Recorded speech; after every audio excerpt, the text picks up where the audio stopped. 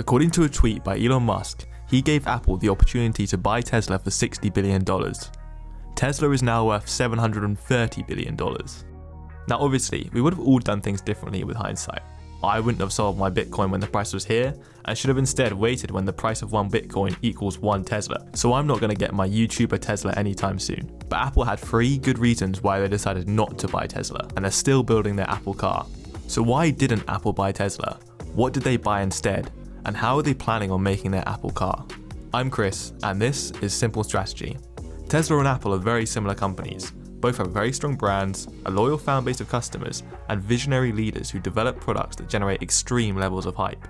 You may think that this makes Tesla a perfect acquisition target for Apple, but according to Apple analyst Neil Seibert, there are 3 things that Apple doesn't look for when looking to buy new companies. The first is a strong brand and product.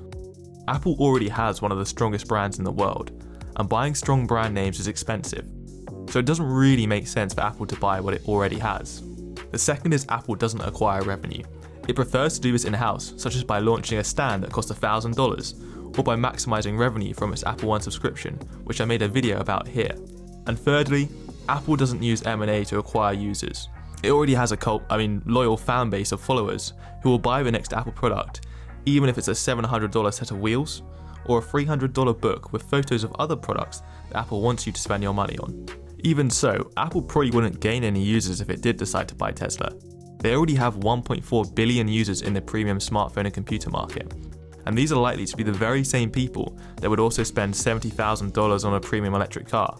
If Apple acquired Tesla for its users, it would basically be paying to acquire its own customers. So what does Apple look for, and which companies has it acquired? Well, Apple likes to acquire 2 things: talent and tech. And Simple Strategy likes to acquire subscribers, so please hit that subscribe button if you haven't already to see more videos like this one. Apple's biggest purchase was the acquisition of Beats headphones for $3.2 billion in 2014. Whilst the Beats brand was very strong, it wasn't celebrity endorsements that made it attractive to Apple, nor was it the technology that powered the headphones. Instead, it was a service that you've probably never heard of, called Beats Music. Beats Music was a streaming service which had powerful features, such as AI recommending new music to you, and music sharing so that you could listen to music with a friend on 2 separate headphones at once. If this sounds familiar, it's because Apple quickly rebranded the service as Apple Music and now has over 70 million monthly paying users. Another one of their successful purchases was the $280 million deal for PA Semiconductors in 2008. Now this company made computer chips, and the acquisition allowed Apple to start making their own custom chips in-house, and these were used in their iPhone and iPad products, and later even in their Mac products.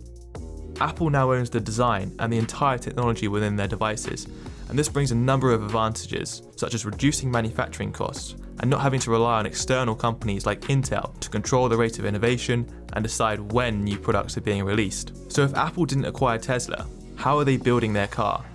Well, Apple aren't acquiring companies, but instead they're acquiring people.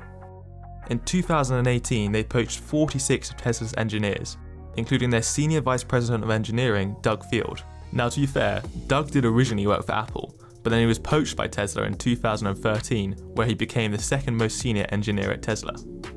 Apple has money in the bank, $200 billion to be exact, and therefore they can afford to pay to acquire the best talent. They're rumoured to be paying their engineers around 1.5 times more than they would be earning at Tesla. But even with these high salaries, Apple can still get what it needs for significantly less than the $60 billion that it would have cost to buy Tesla. Apple didn't buy Tesla because it knew its weaknesses weren't in its brand or its users. And that's why, instead of spending $60 billion to acquire Tesla, they've been acquiring talent and tech.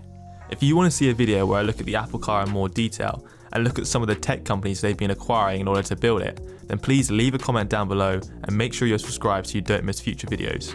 So what do you think? Do you think Apple were right to pass on the opportunity of buying Tesla? Let me know in the comments down below. Also, a big thank you to everyone that subscribed recently. We jumped from 50 subscribers to 250 in one day, which was absolutely amazing. So big thank you and keep looking out for future videos.